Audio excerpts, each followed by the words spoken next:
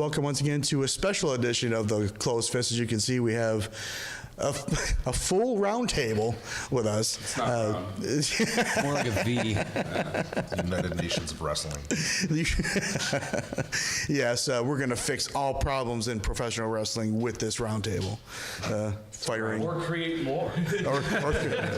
I like to create more part of it. That very good, very good. So why don't we go around the table and introduce yourselves? Well, I'm Invincible Vince Valor. Invincible. Invincible, that's right. Well, you made it through the weather, so there's got to be some truth to that. What's that? You got to be. You made it through the weather. So. Yeah, barely. Siri kind of fucked us, but it's a different talk. You know, well, your fault. I'm none of a kind Anthony Gaines. I'm A+ Ryan Cassidy. Said with such confidence. EH plus because of Canada and stereotypes. I'm a referee DJ Jargo. DJ, you're actually The a word referee. referees is moniker. I am. Referee. He gets his own Mickey Rourke movie. The official. Oh my goodness! And of course, I'm Russ. That's Joey, and that is Will at the very far end of the round table. So boys, Still not round. in our world, it's round. Okay. So welcome to the show, boys. Empire State Wrestling. You guys have been around for roughly 15 years, from what I gathered. Yeah. Thereabout. For the most part, yes. You guys have been like the constant in the area. Really, you guys haven't had to go away, then come back, or anything like that. What has made you guys such a constant force in the area?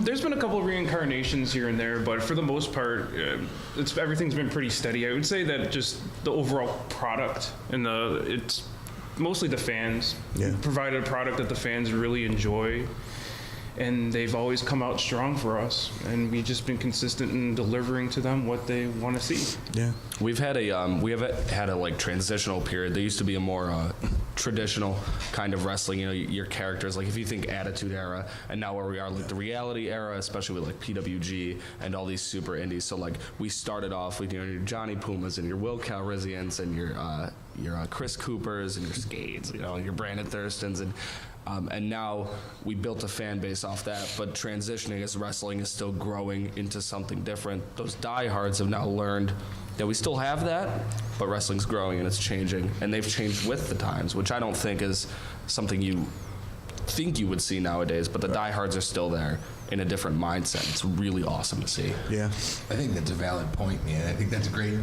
point, because I'm one of those people who is an Attitude Era type guy. You know what I mean? Of course. And I've finally started to come around a bit to seeing how there's more out there than just that. I think that's a great point. Yeah, for sure. And none of the old stuff has really gone away. I mean, yeah, like the old is starting to fade away because that's just what happens, and the new is starting to come about, but we still got that same edgy style wrestling that everybody likes to see. Do you guys think social media has changed that? You can see a lot more of the indie, a lot more of what else is going on in the world. Oh, what for the wrestlers sure. are doing. Yeah. You know, does that bring a new change to what you guys are doing? Just, you know, seeing what else is out there. Yeah, for sure. Like, I think we're at this point in time where social media isn't just a factor, it's a necessity. Like, it's like back in the day, and again, I'm only 24 years old, so like back in the day when people would send out flyers via carrier pigeon, like now we just post them on Facebook, and people share them through Twitter and Reddit and Instagram and all that.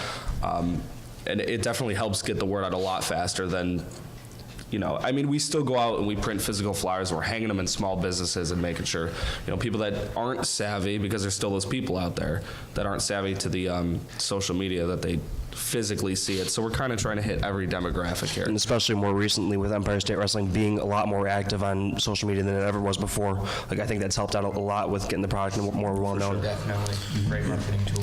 Now, the promotional part of it, I mean, because David, you and I talked after your last event, you know, about the promotional aspect of it. How much of it is, and I think Mr. Gaines here, I say Mr. because you are a champion yes. in Empire State, so you get the Mr. title. How much of it is more of a collective effort with all of the wrestlers and you and everybody? It starts out kind of brainstorming between several people about what to put out there, and we have we've created our own little social media team to kind of generate ideas and Right. and try to coordinate when to publish things. Where we have a big presence on Facebook, and we're going to start upping our game up on Twitter and Instagram to really get going on those platforms, and then just from there, it just gets contagious. Other wrestlers see stuff, they repost it, they retweet stuff, Yep. and it just kind of goes from there to grow and get more viral. We just upped our presence on Giphy, and we reposted a GIF from the Christmas show with Joey Janela and Which is huge, by the way. And on that same topic, between me and you, not that everybody else doesn't matter, but I'm actually gonna set aside. I'm trying to get Hoke to come to the ESW shows. I'm gonna set aside. I'm gonna pay for his tickets, and I'm gonna see if he can. It's not that far of a drive. Hoke is he's one of the best wrestling GIF masters ever, which I know seems like anybody can make a GIF, but he takes the entire show and every cool move on the show, and if you got to think anywhere between 9 and 12 matches, it's a lot. Yeah. And he has such a huge social media presence, so much so that CZW has hired him, brought him backstage, and given him a more professional phone to use in the crowd so that he could show all these cool moves. He was just a Cage of Death, and he got every high spot, and you would think, oh, well, what do you want to give away the information for free for? People are oh my God, that happened, oh my God, that happened, now I want to see the whole thing. Yeah. So it's super cool. So I am working on that. awesome. He is from Jersey, though, so Again, my breath. some insight. Yeah. Okay. One of the more, and I think Will brought this up when we were having our conversation yesterday. Will, you have a very interesting question. I go, and this is an honest question. It's not so much. Where do you get a wrestling ring?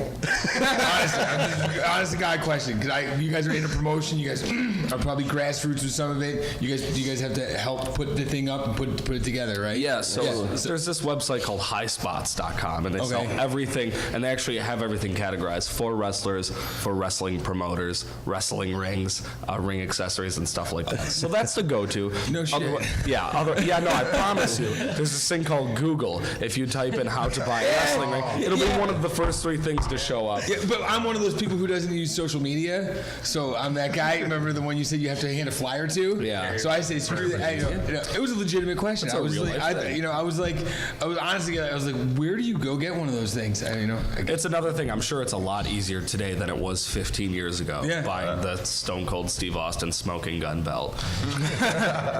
Smoking Skull. Okay, get it Whatever. right. I just like the smoking guns better. Shout out to Bart Gunn. Is that one of your We favorite get Bart tag Gunn teams? on here. I want to get knocked out by Bart Gunn for real. There you go. Where's Well, Butterbean? I don't want that. Well, Bart. Well, Bart Gunn is free. I don't think he's doing anything right now. So, Let's get him here. I'll brave the weather. And Open invitation, Bart. oh my Now goodness. the important question comes: how big is Batista's dick? Oh God! I've already told this story off camera. The boys. Depends on who you ask. Yeah. Well, if you ask Zach Gowen, Yeah, Zach Gowen, he's got a nitty-gritty. very It's, detailed opinion on it's it. 3 tuna cans stacked on top of each other in both length and girth. The circumference is important. So they say. Well, no, I don't think anybody lives to say anymore. I think this is the first time it's been asked on a podcast without the producer blocking it out. Yeah, we were once how we roll. We were once on a freelanced radio Yeah, show it's that didn't got a little out of appreciate- hand. Didn't appreciate the phone calls. How big is Batista's dick? It was held at a college, and he was like, I can't fucking risk this. He hung up the phone, canceled the show like 7 Yeah, it got to the minutes point where he early. canceled the show early because That's why we live on the edge here at the place. We're happy to say that you guys are a little more laid back. Oh yeah. Well, hey. Well, you know what? It's all about what people want to know. Yeah, except for this guy right here, we're not 2 that you bring to the family Christmas dinner. Speaking of Christmas, everybody got their shopping done. not even close. Not even close. December 23rd, and not even close. Gift cards for everyone. I said have my gift cards, Prime it's wore out. The 2-day shipping didn't make it. I didn't make the deadline. Oh damn! Oh my goodness! How do you guys maintain a roster with your organization? I mean, do you guys have like a set roster and then bring in outsiders here and So there? it's come to the point now that we're like, we have a core group of guys, but the problem is that core group of guys has grown. Like, whereas 8 to 10 years ago, looking for wrestlers was so hard. So like, you had 8 wrestlers. You know, well, I gotta make 10 to 12 matches out of the show. I only got 8 guys, and we don't have the money to bring in anybody from outside. There's a super tight budget. But now with everything growing, Grapplers Anonymous is training people like crazy. We're now set to where we have like a core group of like 25 to 30 guys. And the problem is now we're at 10 matches a show. Not everybody can get on there. So like, it's cool to see people fighting for their spot and fighting to be here. And in the same breath, we're trying to grow a bigger presence by bringing in Brian Cage, Mark Haskins. Who'd we have last show? MVP and Matt Seidel. And Matt Seidel. Yeah. So like, we're trying to bring in something for everybody and something to help us grow while still giving, you know, the locals that may not watch the product every Monday, Tuesday, Thursday, Friday, what have you, something that they enjoy. It's definitely a good problem that they have. It is a great problem to have, Especially no compared to doubt. like 10 years ago when we were, you know, it definitely wasn't 20, 30 people like we have now that can, every one of them can deliver in one way or another in a match. Exactly, and like, even when I got started and I was first coming around ESW, like in the back, like there wasn't too many young boys coming to shows, but like in the past 4 years, it's just grown. And that's a lot where Grapplers Anonymous comes into play. They're training these guys from scratch to get their way on ESW shows. And But even local boys too, not just like. Yeah, guys that can offer some sort of value to the product instead of the 30, 40 other shitheads knocking on ESW's door trying to get in. Like, these guys are trained properly. They work hard for their opportunities, and they deserve what they get. Now, kind of going off of that a little bit, if you guys are, if you see a name you don't recognize on the show, how do you handle that kind of situation? I mean, I personally, I handle it, you know, just as the way I walked through these front doors. I didn't know who these 2 guys were. Hi, I'm Anthony. Nice to meet you. Hi, I'm Anthony. Nice to meet you. They could be 2 of the biggest dicks in the world, or have 2 of the biggest dicks. Whichever. I can verify they are dicks. But They go are ahead. dicks, which is fine. But I don't know that. I treat everybody the same way I would like to be treated. Just, you know, treat me like every other schmuck. I'm not a dick to you yet. You don't know that I'm a dick yet. Perhaps you'll find that out and you'll leave 4 or 5 hours later thinking, that guy, I didn't fucking like that guy at all. And that's what most people think of me. But you know, you just got to treat everybody with respect, especially like locker rooms are about 1/6 of the size of this. It's terribly small. You're cheek to cheek. It smells like man, and it's just disgusting. So if I have to come back sweaty, unlace my boots next to you, sweaty, lacing up your boots, like, it's an unpleasant experience. Like, let's fucking enjoy each other. Oh my goodness. Now, the last show I was at, you had you seem to have like a mix of like the older guys and the younger guys and whatnot. How do you guys get along? I mean, the older school guys with the newer school guys. Is there any kind of pushback? That's a topic. With ESW, like, a lot of the older guys there, like, they're not like anyone else. Like, they're there to help the younger guys along. Like, the guys that ESW brings in doesn't have the egos like, oh, you're only a year in, fuck you. Like, Right. no, like, everyone's there to help each other, whether it be 20 years in, 5 years in, whatever. Like, it's... Yeah, you stay on the positive. I'll grab the negative. Continue, please. No, that's all I got. Oh, okay. Do you got anything to say? You've been pretty quiet. I'd like to hear what you guys All right, come on. Say some more positive here. I need a compliment sandwich going. positive. But in reality, it is really nice to have some of the older guys in the locker room, like the veterans. Like Vince was saying, we can learn from them, and we appreciate it so much. I have to say, overall, like the veterans that we have nowadays in the locker room are the good ones, the ones that are helping guys out. And a lot of the guys that don't, you know, that are kind of stuck in their ways, that, you know, don't have the best attitude, those guys eventually, you know, one way or another filter their way out of ESW. And they stay on their own territories now instead of Yeah. Exactly. Bringing the negativity into the ESW locker room, which isn't something that we need there. Yeah. So I'm all for it. And again, I was once called a tough drink of water to swallow, which is probably the most accurate thing I've ever been called. But like, sure? I'm all for. What the fuck did you just say? Are you sure that wasn't vodka? I plead the fifth. Yeah, I was gonna say. So while I'm on board with everything, I love the veterans, and I wouldn't be where I was without a few veterans pulling me aside and being like, "Shut your fucking mouth! You ain't fucking shit yet. Your time will come." And more have helped me constructively and with more positive criticism. But in the same breath, there is kind of like that smoke in the air, that stigma that's like, oh, wrestling ain't what it used to be. Like, oh, you kids are hitting the gym. Like, and I shit you not, some of these are actual quotes. Like, you kids are busy hitting the gym. You should be worried about the fucking party afterwards. And it's like, huh?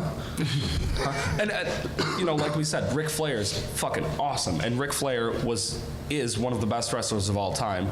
And Ric Flair lived for the party. And that's why he is where he's at now. And I'm the kind of person that's in between. Like, I'm trying to get into shape, but at the same time, like, I live for the party. So there's guys that are like, no, man, you gotta enjoy the party, you gotta enjoy the brotherhood. And I'm like, I'm trying to grow. Right. Whereas there's 8 to 10 years ago, people seen local independent wrestling and they said, that's all I need. It's a brotherhood. I got a good core group of friends that I get to party with after, and I get to live my dream. I'm on a small scale in front of a couple hundred people. That's great, but wrestling's so big now that like it isn't easy to make it, but it's more available to make it at some capacity. For sure. So it's not always a complete positive thing. And there is definitely some clashing that goes on between a few talents, like old school and new school. But I think, especially within the past year of 2017, like we've all started to realize, like, okay, everybody's got their own individual dream, and whatever's going on is more for the positive. I mean, people are still there for the party, don't get me wrong, but it's just one of those things. Just people are being more understanding of that times have changed, and like we are going to hit the gym now, and that's going to be the brotherhood. But yeah, it's not. That was going to be my question. Was this coming from a person who has no idea? You know what I mean? Yeah. Like how that works. Wouldn't people want you to master your craft? You know what I mean? Before if you could party later or whatever, but if you were going to train and work on your craft, wouldn't the guys in the ring want you to be better? So when you guys work together, it puts on a better match and everything else. Undoubtedly, what I mean? but it always comes back to the whole "it's not what you know, it's who you know" thing. So like, if I could butter up to Ric Flair at the end of the bar and say, "Hey, brother, how about that Fed contract?" Or, "Hey, any spots opening up?" Instead of being like, I'll see y'all later. I gotta wake up. I gotta be at the gym by 5 a.m. There's the guys be like, well, that's how people get signed. And no, people get signed. I think everybody has their own outlook, Mm-hmm. And a lot of people are stuck in the times where that's what happened to succeed back then, to where now it's like you have to be everything well-rounded, in good shape, a great wrestler, and all that good stuff. So. And a lot of it comes back to how guys were brought in too. Like back then, guys were brought in like, oh, you can drink and close the bar at 4 a.m. This is how you're going to get booked. But now the way to succeed and get better is by hitting the gym and training hard and doing everything we can to become better. Which I wish I was born in that era. You could drink and close the bar at 4 a.m. You're signed, kid. Some bars had a gym. Some bars have a gym. That's right. I guess Down to that, man. Good mania, kid. I guess that's what we could start a new business venture. Are you kidding me?